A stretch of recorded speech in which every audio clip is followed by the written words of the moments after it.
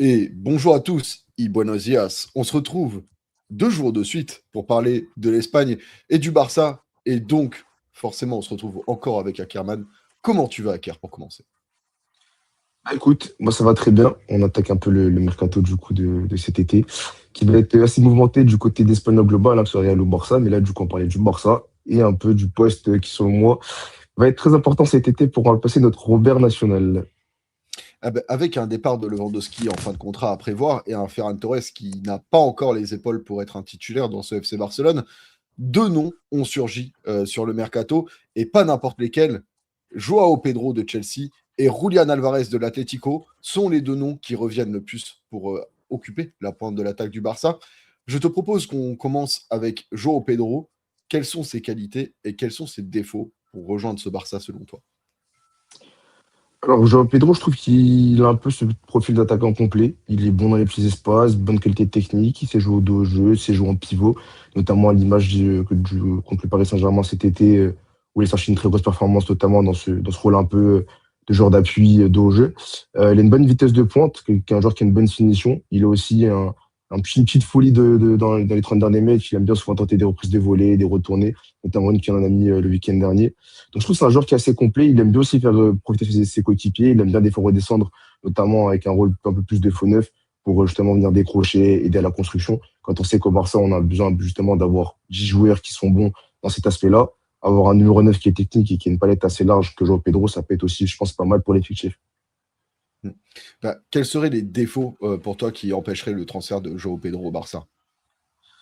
Alors les défauts, je pense qu'on est plus sur une question de sa faculté justement à devoir peut-être gérer un bloc bas, parce que je sais qu'en première ligue, ils sont plus ouverts au niveau des espaces, il y a moins de blocs hyper compacts comme on peut retrouver en Liga, notamment des après-midi à Retafe à 16h le samedi. Donc j'ai envie de te dire, c'est un peu l'interrogation que j'ai sur lui. Maintenant, je pense qu'après, pour ce qui est Touré, j'ai pas trop d'inquiétude parce que je trouve que c'est un joueur qui est vraiment un bon profil. Il sait un peu tout faire. Il est un peu autosuffisant aussi par moment.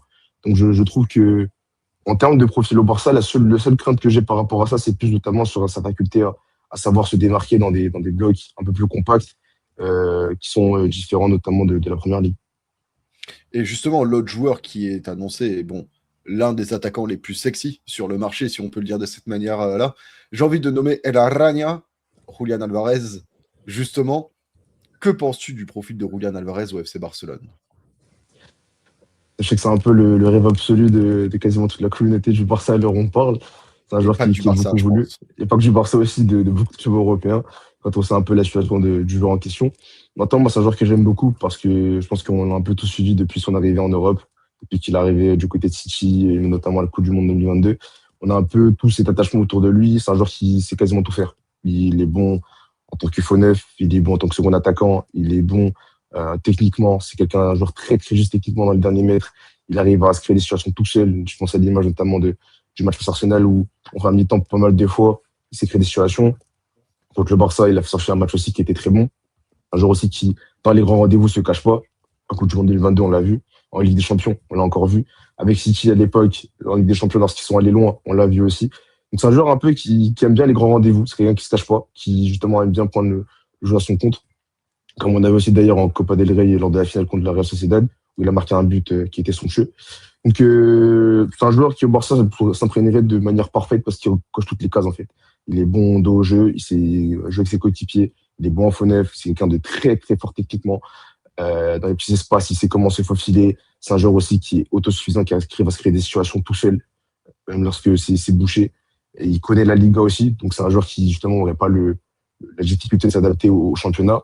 Et c'est un joueur aussi qui, malgré tout, sans ballon, a des grosses qualités. C'est un joueur qui presse beaucoup. Il ne fait pas seulement en termes d'efforts défensifs. Et quand on sait qu'au Barça, avec le jeu énergivore que demande Flick, on a besoin justement d'avoir cet attaquant qui presse. Comme par exemple au Barça, on a Ferran Torres qui le fait très bien.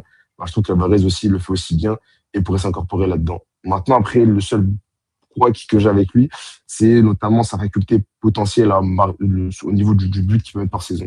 Parce que je sais qu'au niveau de l'Atlético cette année, on a un peu ce débat de justement, il ne stade pas beaucoup forcément. Je sais qu'il a marqué 9 buts en Liga, donc ça fait un peu tâche, on va dire, par rapport aux joueurs. Même si certains pensent que si au Barça, il ferait peut-être la différence parce qu'il y a des joueurs qui seraient peut-être plus techniques qu'à l'Atlético. C'est un autre débat encore. Mais là où j'ai une petite interrogation, c'est justement dans cette faculté peut-être de pouvoir dépasser le cap justement des buts, au minimum 25 buts par saison. Donc ça peut être très bien. Et c'est un peu la théorie que j'ai par rapport à lui. Maintenant, en termes de qualité de joueur, je trouve que c'est un joueur qui n'a pas beaucoup de défauts. Et c'est un joueur qui, je pense que beaucoup de clubs européens aimeraient avoir à l'heure où on parle, quoi. Bah oui, il sait tout faire, hein. Il sait jouer neuf, il sait jouer faux neuf, il sait jouer deuxième attaquant. Il tire les coups francs, les pénaltys, Ça, les corners, il presse. Un attaquant parfait, mais il y a sans doute un bémol dans cette opération. Et ce serait quoi pour toi le bémol, justement? le prix. On le sait tous, La c'est une plata. question d'argent. C'est une question d'argent parce qu'encore une fois, on connaît, même si je sais que, Laporta, il a envie justement, parce qu'on sait que c'est un président qui va vouloir faire son transfert un peu fort parce qu'en soi, depuis qu'il arrive au Barça, il n'a pas encore eu justement son transfert fort depuis Lewandowski, même si Lewandowski à l'époque c'était quand même quelque chose de claquant. Mais on sait que Laporta, c'est un politicien et il aime bien justement, quand il débute ses mandats, faire des gros recrues. Donc, je pense qu'il va vouloir faire le forcing pour le ramener. C'est un joueur qu'il aime beaucoup. Dans tous les cas, dans la direction du Barça aussi, beaucoup de personnes l'aiment.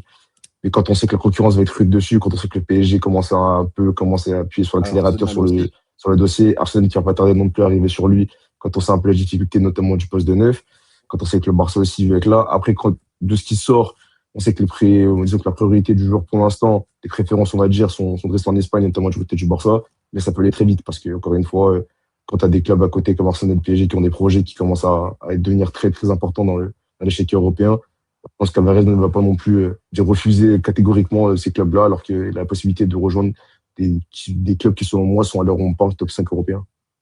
Bah, il a l'embarras du choix, hein, que ce soit le Barça, le PSG, Arsenal, dans tous les cas. C'est ça. Il rejoint un top club, il aurait une place de titulaire. Et oui, il faut prendre en compte qu'il faudra payer et le transfert et le salaire du joueur.